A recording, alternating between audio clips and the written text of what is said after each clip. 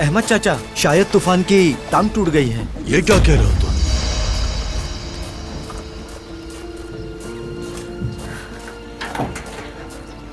तूफान, क्या हुआ तुम्हें? शायद इसकी टांग टूट गई है। अचानक से कैसे टूट गई?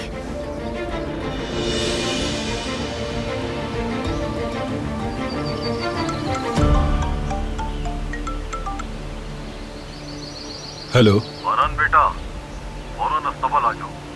तूफान की टांग टूट गई है। मैं आ रहा हूं।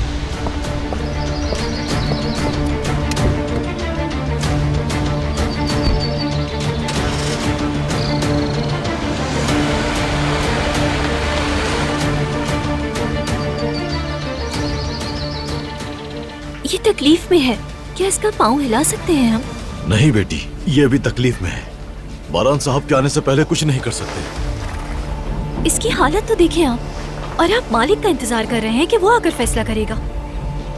आप उनका फोन नंबर मुझे दें, मैं उनसे इजाजत ले लेती हूँ। चलिए जल्दी करें, मुझे उनका नंबर दें। अच्छा लिखो बेटी, 92। 92 कहा ना आपने? हाँ बेटी।